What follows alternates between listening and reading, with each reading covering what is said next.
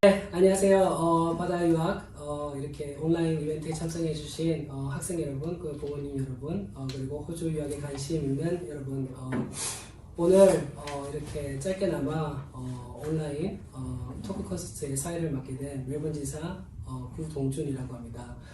아직까지도 이제 코로나 때문에 이제 국경이 열릴 때까지 계속 기다려야 될지, 혹은 온라인 코스로 이렇게 한국에서 이렇게 코스를 시작해야 될지 이렇게 좀 고민하고 계시는 분들을 위해서 오늘 이렇게 토크 콘서트를 만들어봤는데, 아무래도 저희 같은 에이전시가 이렇게 설명드린 것보다는 학교 담당자 혹은 그리고 이렇게 실제로 공부하고 있는 학생들한테 이렇게 정보를 듣는 것이 훨씬 더 이렇게 좋고 여러분들한테 좀 더 실질적인 정보를 드릴 수 있을 것 같아서 이렇게 모임을, 이런 토크 콘서트를 한번 기획해봤습니다. 그러면은 오늘 여기 계신 세 패널들 잠깐 소개하고 바로 이렇게 관련 토크 콘서트 한번 시작해보도록 하겠습니다. First of all, thank you for coming today. And then, as I explained before, today's conversation is about the online courses and the online delivery in Australia, especially at the university level. But before do that, let me introduce each one of our panelists. This guys next to me is the Alex Herrera, sorry. He's working at the Monash University, one of our G8 group, and then his main job is looking after the international student, particularly Korean student, and also recruitment as well. Thank you. Can you just briefly greet me? Yes. Hello. Nice to be here today. It's a pleasure. Thank you for the invitation. It's true. Yep. I do look after all the South Korean students, especially the ones that are offshore at the moment. But very happy to be here. And then, accidentally, today we have two Alexes. Alex too.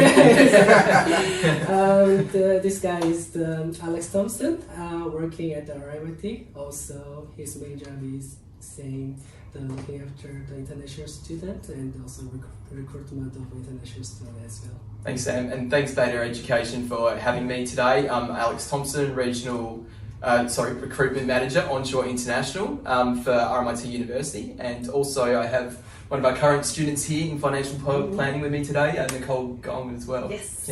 Yeah. You are the only lady today, only student. So you, can I ask you are international or local student? I'm a local student, Okay, so Australian citizen, born and grew up in Australia. Okay. I am not Korean. I am half Vietnamese, half Chinese. Okay. But I did study in Korea. Went on a student exchange with RMIT to Korea in 2018. Also learned Korean as well, so 안녕하세요. That's good. And I also traveled there 2 years ago as well. So that's good. So when did you start your current course? I mean, current course, I started in years 2018. 2018. Okay, that's good. I'm looking forward to hearing very, how can I say, a little bit juicy anecdotes and experience of your online classes, especially in the pandemic era. Okay, let's before jumping into the today's main topic and a little bit serious conversation. Let me have a little bit casual questions. Can you tell me a little bit about your university life? Yes. Way back in 2000? No. So my personal university life. So I am originally from Chile, and I did my university in the US. So I went to Brigham Young University. This is in Utah. I got a scholarship to play soccer there in 1998. So that was a long time ago. So I studied international relations. I was there for 4 years. And when I graduated, I went to work for the European Parliament, actually. So I lived in Belgium for a year, working inside the European Parliament. It was a great experience. Yeah. So my life at the university was actually really fun because because I was a soccer player for the university. They gave us a lot of breaks, so we didn't. They didn't expect us to be super dedicated to the studies. They just want us to score goals because the university makes more money with the sports than students graduating out of the university. So it's very interesting. It was a lot of party over there as well as the US, as you can see in the movies. Very Red cups. Yeah, yeah, but it was great. You know, I missed those days actually, and I was able to travel to many different places in the US through the soccer games. So it was a very good experience. How about you? Not as long ago as Alex, but still quite a long time ago. So I from Adelaide originally, and I started my bachelor degree in international business at Flinders University back in 2004, and then I completed that in 2008, and then I went on a gap year, 2 gap years actually, in between that, where I travelled across Europe and South America. I lived in Brazil as part of that for a year, and I speak fluent Portuguese. I've been speaking that for about 11 years. And then back in 2006, was it 2006 or 2007? I went back and did a Master of International Studies at the University of South Australia, and as part of that, I went over to New York and did a 6-month internship at the United Nations Secretariat in their Department of Economic and Social Affairs, working on a publication they do every 2 years in which they rank all the UN member states out of their e-government capabilities, essentially. So yeah, I completed that in 2012 and then made the move over to Melbourne. Yeah. You guys quite a bit cosmopolitan. Yeah. The reason why I why I ask your university life is because sometimes we forget how we studied at the university in pre-pandemic time, you know. Yeah. At the moment, actually, since the last year, you know, the outbreak of COVID, our lives totally changed, particularly educations. So, but even though the Australian government, federal government, state government have been quite a bit doing well, compared with other countries, education providers has to also get used to the new times, and then especially the online classes. From last year, all education providers has had to transit into online delivery at all the level, from even the kindergarten, primary, secondary, and university. I was still clearly remember. Last year there was a multiple lockdown, and then I had to work at home. And actually, my house is a 2-story house, so usually I had to work upstairs. And after multiple Zoom meeting with university and our team, and then I got downstairs to have a coffee, and then I was surprised to see my little daughter, 4 years old, sitting at desk watching the laptop, the screen, and then there was a very familiar things on the screen, the Zoom meeting, even for your kids. And then the kids talk to one another, and then teachers are quite a bit struggling to bring them under control, but there's kids. But anyway, that's what happened last year. How was actually, there was quite a little bit, let's say, turmoil, and it took time for university to fully get used to this kind of a change the atmosphere. How was the Monash University last year? At the initial stage. Yeah, it was quite crazy, to be honest, for everyone. Monash University is such a large university. We're the largest university by student population, talking about 85,000 students. And it's quite difficult to be able to deal with a situation like that, where you are in lockdown, especially here in Melbourne, was very strict. So in terms of the communications aspects of being able to communicate all the students was quite an adventure, a lot of the Monash University staff, they just came back to the office actually, I think 2 months ago. So they were working from home for about a year almost. So it was quite interesting to do that. We continue actually working from home 2 days a week right now, nowadays. But it was quite shocking for everyone, you know, and everybody had to adapt to the situation and do everything online. And that's what's happening right now, and it's quite becoming normal to do that nowadays, those things. Yeah. How about the Rmit? Yeah, so I guess we were in a similar situation with Monash because we are also quite a large university. We have over 80,000 students studying at RMIT as well. So I guess the university had to adapt very quickly in order to shift the majority of its courses online to ensure that our students could continue, you know, learning straight away. For, you know, the majority of our international student population are currently overseas at the moment. So we really had to shift quickly in order to move all our platforms across to ensure that they could learn straight away and that would not impact their studies at all.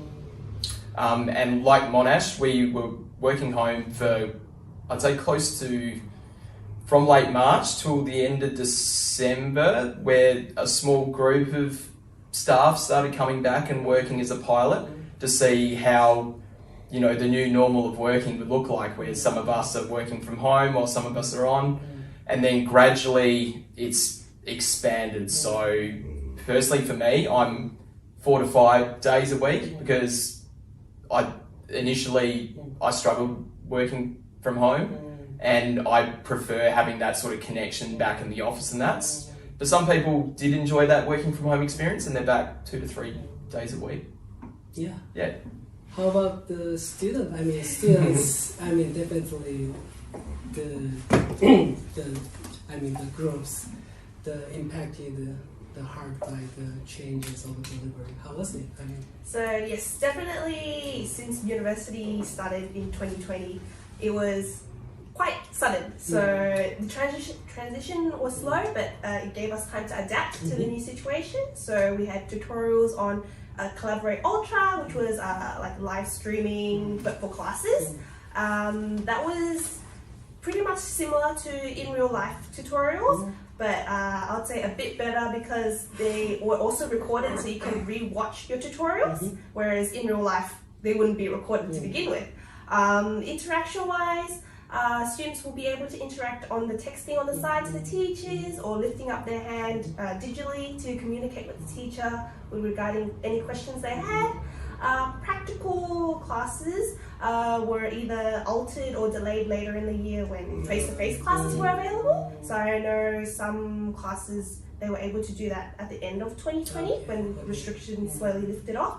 But yes, it was, depending on who the student was, it may have been difficult or easier for others, but eventually it became the new norm to be studying at home and eventually getting the gist of the rhythm for what we had to adapt to. Yeah, of course, despite the many benefits of online classes in Korea, I'm not saying all of them, but traditionally online courses have long been considered for vocational level rather than university level, and most parents still have that kind of a perception as well. So, what kind of, do you have any kind of do you have any kind of a particular experience to share for those who are still considering whether the taking online course is worthwhile given efforts, resource, and time? Not only in Korea but also in Australia, because of course almost every university started providing the face-to-face delivery, but some universities and some courses, like you said, is still blended module as well. So for online classes, I found like, yes, it did take some time to adapt, and there is that mentality of, it's not as serious of class, but But over time, I felt that being digitally, I was able to communicate with the teacher more easily. So me either be sending a message to the teacher, asking them, hey, I don't quite understand this concept as easily. Whereas in person, you would ask them directly after class or before class. So that could be a little nerve-wracking. Whereas digitally, it's not as obvious who you are, but you're still wanting that help that you're after. And as tutorials are recorded, it's a bit easier to backtrack on what you're confused by for a certain concept for classes, as the tutorials are there to help you assist with your lectures that you're learning for that topic. All right. I mean, of course, you have a quite a bit positive experience. I mean, but some parents are still worried about, let's say, how can I say, adverse effects, such as easily being distracted and then lower attendance rates, and sometimes, you know, some chance of cheating in quiz if the quiz are you know, the done via online. Maybe there kind of inappropriate things might happen. Is there any kind of feedback from students? I mean, yeah. Oh, sorry. You can do first. Oh, yeah, sure. So in terms of parents being worried about students potentially cheating exams, we have ways around that. So some exams are open book, so students are allowed to bring some study materials in front of them during the exam. For the ones that don't have an open book policy, we do have special software programs that are in place, which prevents students from opening additional tabs or browsers during the exam, and we also they also can monitor the student activity via a video or the number of clicks and keys they stroke as well. So we do have those measures in place in regard to the cheating in exams. Yeah. Do you have anything about that? You know, I go back to what happened to me personally at work. So when we were working from home, and I still do, I actually feel that I'm getting more things done than at the office. And this is happening to a lot of students' feedback when they study from home. Because at the office or at the university, you get a lot of distractions, right? So when you get distractions, you tend to delay things. I'm gonna go get some coffee, I'm gonna go have a chat with my mate, you know, or somebody comes to my desk and asks me questions. And at the end of the day, you get less things done, right? When you are at the office, and this is happening right now. I have been able to speak with a few Korean students, and I ask them that questions. And they tell me that they put some music on, they focus on the things, and because the way the lectures are done online is that they have to finish some units before they move to the other ones. So these people actually get things done by doing the units, so they can move to the other one, right? And sometimes they have more time to be able to go back and to restudy those units and to get it done, right? So for me as well, as we're working from home, because I feel that I'm working from home, I get a little bit worried that I'm not doing something right. I actually get paranoid and work harder and work extra hours for people to see that I'm working actually. Yes, of course. Right?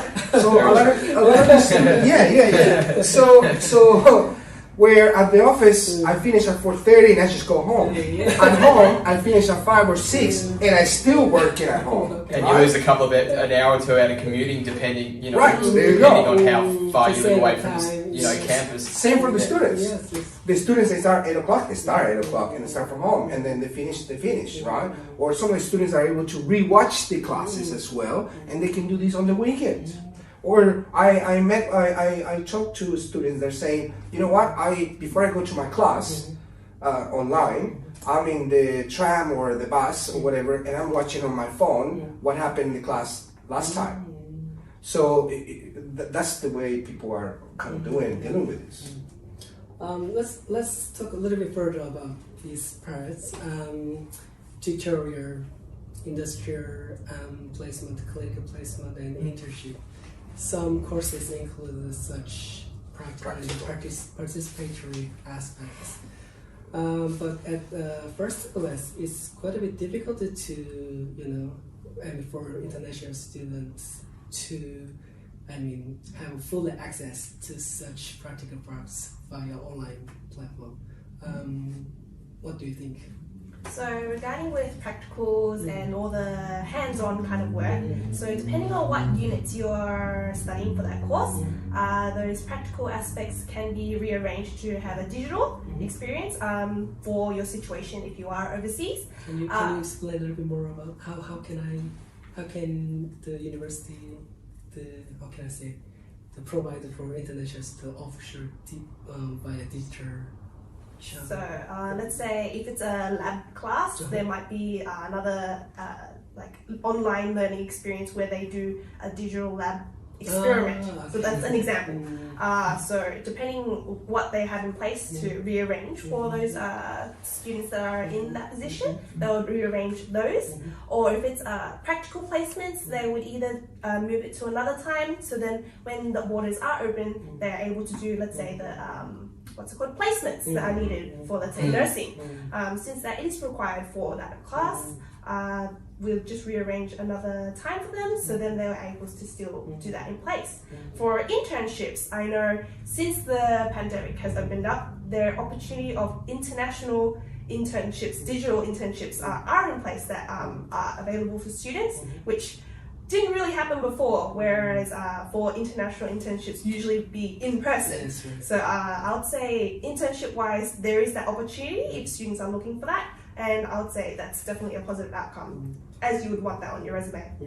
Yeah, just to add to that, like the majority of our classes and assessments have been rearranged to suit that flexible working format. So we've tried to accommodate as much as possible so that we can, ensure that our students that are learning online and are currently overseas, that that doesn't affect their studies significantly. So the majority have been shifted to a flexible format where a lot of it's, done through online activities. In the case of programs which do require, say, face-to-face learning, or they're required to come to campus to do work placements or practical assessments and all that, they, as Nicole said, they're being rearranged, and our program managers and course coordinators, they're in regular contact with students to ensure that what the expectations are around that. Same thing in Monash. Very, very similar situation. Yeah. All right. Yeah. So basically, my understanding is the previous face-to-face and the kind of placement has been replaced with a little bit digitalized one, and then the many parts are postponed to the next to the end, to the end, and hope the international board conference. Okay, that's good. Again, just to give a sec. Is there? Can you just tell me about how the university support international students, onshore or offshore, who are struggling, to continue to study? Such as financial difficulty, or some students still have. Of course, most of the students have that kind of positive attitude, but some students are still struggling, getting used to the change in the online platform. So, are there kind of a practical support from university side? Yeah, the university is quite aware and sensitive about the situation. There are different type of supports that the university is doing at the moment with those offshore students, and this comes from not only the university as such, but also from the faculty. Monash University has 10 faculties, and each faculty follow up the students' learning experience offshore. And also we have a centralized student services that is in constant communication with the students offshore, especially to know if they need any type of help, including mental health. Okay. Due to the situation that is happening, Monash is offering at the moment a study grant, for example, for new students. Okay. So this study grant is for those students that are offshore that are not able to come here. Monash is giving 10,000 Australian dollars for the first year of studies. Okay, and also Monash College, because we also have a Monash College, is offering a study grant as well for some of the courses that is $8,000 Australian dollars. And students are able actually to apply this money, which is a study grant, to the first year of studies, which saves a lot of money. Okay, and this is not something usual for a university such as Monash University, as Monash University is a worldwide non-university group of 8, 55 in the world, best university. So it's not very usual for a university like that will give this sort of study grants to students, because it's very difficult to get into Monash University because of the requirements are very high. So this sort of sensitivity for those students that are offshore, this Monash is offering some of those help, among many others. Unconditionally, I mean, is there any kind of criteria? Good question. So is more target to some countries, so it's not for all the countries of the world, but in South Korea, this is one of the countries, so that's the first requisite for being from that country. Yes, so that's good. Also, the other requisite is due to the pandemic that is happening right now and last year, the study grants are available only for 2021 intakes. We still have a July intake and an October intake, because we hope that next year the borders will be open. And also, this is if you're accepted to one of the programs at Monash University. So if you receive an offer letter from Monash University, then you're entitled to receive this study grant, basically. Okay, so it's not very difficult. You just need to get in any of the programs at Monash University. Actually, not any of the programs. Some of the programs are not available, such as the very high demand courses like nursing, for example, and quota courses. But most of the courses are available for that study grant. That's good news. Okay. Yeah, in terms of financial support for international students that will commence their program from overseas, we've just had one approved by University Council, so I can't really talk about it too much. As formal communications haven't gone out about it yet, but as soon as that goes out, Sam, I'll let you know about that. But in terms of other forms of support, like Monash, we do have a number of different things depending on what that is. So in terms of like mental welfare, we do have student counselling available, so that's available face-to-face, or it is available online. In terms of students who may be struggling in their studies while learning online, offshore, we have partnered with an online platform called Studiosity, and that provides support to international students 24/7 hours a day, 7 days a week, and they can speak with and chat one-on-one with subject specialists in a variety of different fields.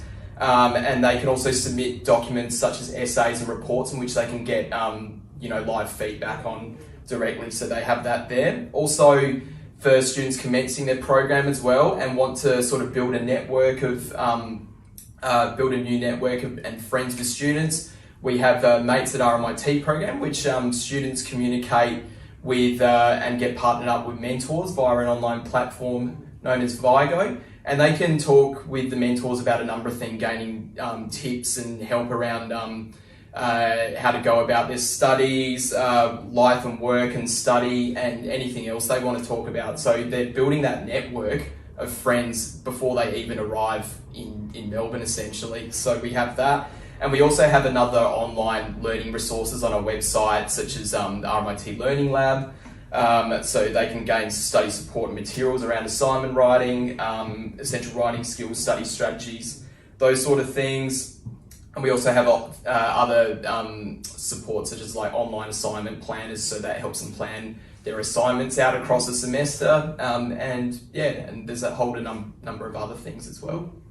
Nico, personally, have you taken advantage of any of this kind of services? So, as mentioned from Alex from RMIT, yes, those resources that we do have for peer mentoring, also guidance with your classes, the units that you're studying. You can also utilize the RMIT online library, where they're with the Learning Lab. You're able to get assistance with learning with English. There's assistance with that. Also with RMIT, there's the Career Hub, where you're able to find whether it be jobs or digital internships that are in place, or any help you need with like resumes, cover letters, that you would like some guidance with that. There are available resources with RMIT and the Career Hub website that I've definitely utilize that a lot. That's good. What do you think about the outcomes of online courses? Of course, it's a little bit too early to talk about the outcomes, but some students and the parents are wondering if it is stated on the completion letter or transcript whether his or her course is completed via online platforms or something like that, and then also if that kind of a statement would affect some sort of a competitiveness in job market or something like that. What do you think? Well, look, there's a lot of value of the online situation at the moment. We can talk all day about this, all the different, but there are some of the things that stick up. They're better than others. Okay. First of all, this pandemic is being on right now for a year, or two, and hopefully it's going to end next year. We hope, right? So the student this is a temporary situation. We hope. So these a lot of the courses, they require 4 years to graduate, anyways, and some 5. So this is what's happening right now. The student is temporarily studying from home, but we hope that the student will be able to finalize their studies here.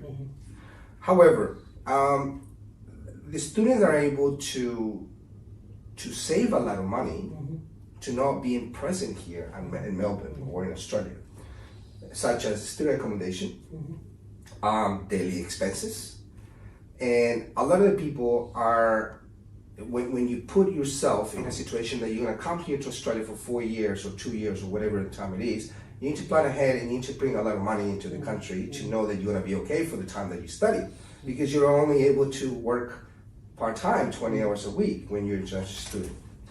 Therefore, that saves a lot of money. And transportation, a lot of the students still living with their parents back home, so they're able to save money and focus on their studies. And also it gives you the opportunity to test your knowledge and test the quality of the studies in Australia as well, if you have never been here before.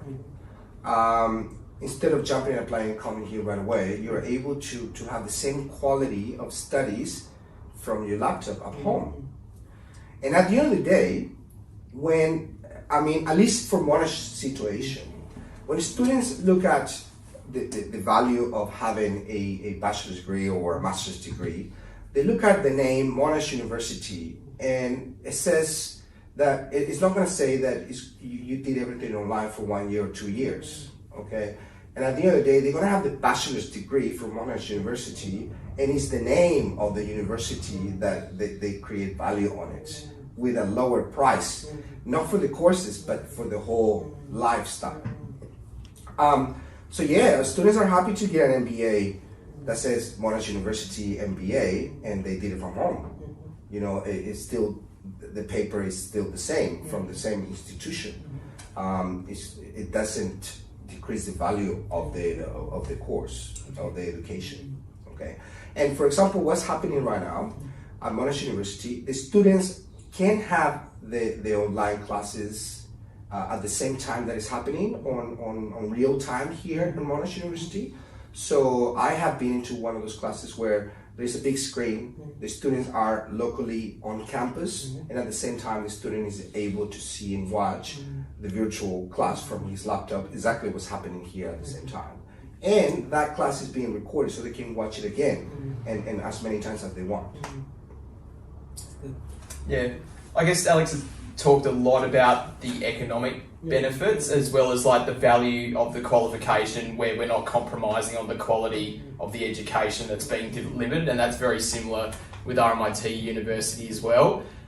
In terms of when students complete and graduate and receive their transcript, we don't outline which courses have been completely done online and all that, because they're getting the same quality of education, just obviously it's taught through online and that. So studying online is not sacrificing the quality of education that they're receiving from the university.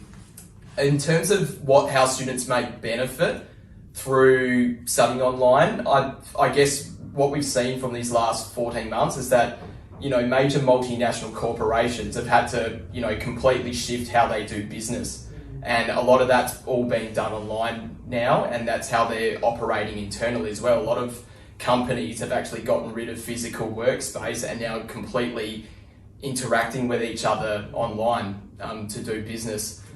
So students are gaining those skills in order to collaborate with teams online, virtually, and you know they're going to be skill ready for the time when they go to apply for a job. So that's one way that they'll benefit from it.